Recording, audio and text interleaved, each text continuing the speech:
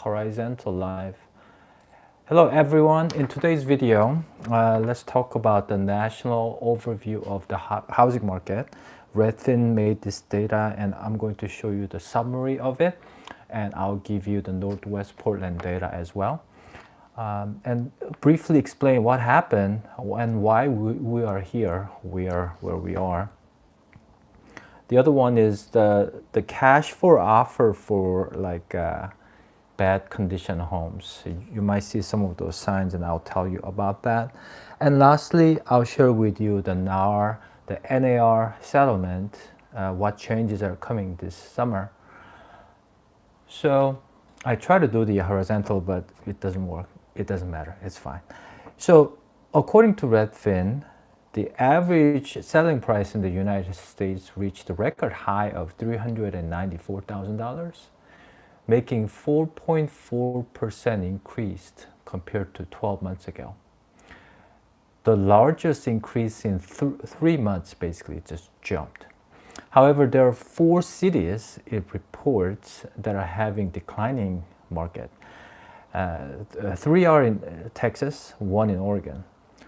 So Austin, Fort Worth, San Antonio, Texas, and Portland, Oregon. So I decided to dive into Northwest Portland. Well, this is not a fair game because Northwest Portland is one of the most expensive part of Portland neighborhood. However, this is the part where I live and where I serve the most. I want to share to give you an idea.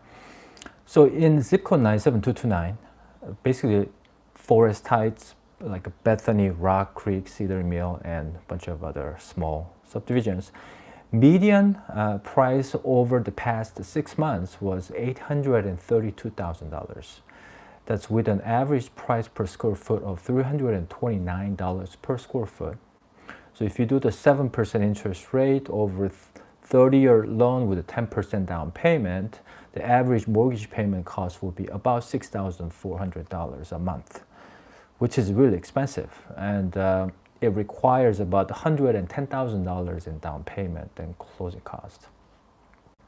So why are we here? And, there are people talk about inflation, people talk about COVID and everything, but ultimately it's because of the Fed funds rate. They basically kept the interest rate low for too long. Especially during COVID time, people wanted bigger houses. Borrowing money for the mortgage was really cheap, and the price went up about 30% across the board.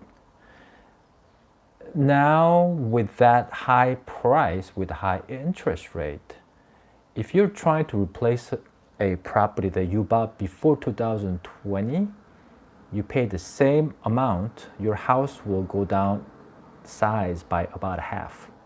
The other way to put it is, if you want to find a comparable home, if you sell your current home that you bought before 2020 and buy another home, you have to pay double to buy the same house. That's pretty much across the board. And it's a monetary policy that brought us here, so they're kind of stuck here. 2 things need to happen. The inflation needs to come down, or unemployment has to go up, or a combination of both. And some say by the end of the year, they're going to drop the rate, but it's hard to know. Many people have been wrong. So if it goes up the opposite way, then what are you going to do? So what I would say is just prepare yourself for either direction, whether it goes up or down. So I would definitely recommend you to consider the fixed rate mortgage, even at 7%. Variable mortgage can be dangerous if the rate goes up. So plan for that. And if you're going to use variable mortgage, just make sure to understand what you're getting into. And the other topic is that when you drive around the busy roads, you're going to see the sign that says, "We buy ugly houses," or "We buy any house with a cash," that type of sign, and there's a phone number. They're typically the house flippers or wholesalers. They're trying to buy a house from homeowners who are in a sort of like financial hardship, or they don't understand their value of their home, but they want to sell it fast, or some some homeowners think that their house is in bad condition, so it might be good to maybe get a cash offer and sell it quick without doing any repairs. Those are typically, they pay about 50 to 60% of the home value. So you end up losing about 30 to, let's say, 50% of the equity that you built at the name of convenience fee. And they will close in within 1 week, but it's always better to talk to a local realtor and to see really what your home value is and get that equity back. So be really careful.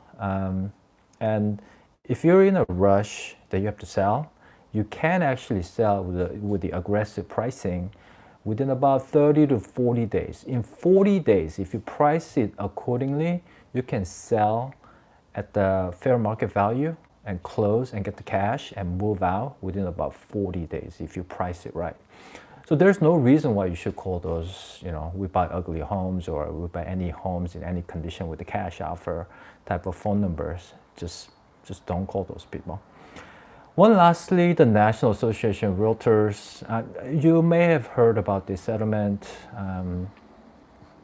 It's kind of sad to see that they're treating real estate industry like a criminal organization almost, when there are other criminal organizations that are just acting fine, don't get in trouble, but they basically settled it.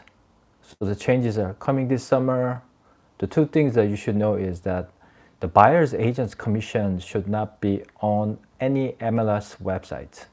That's the one big rule.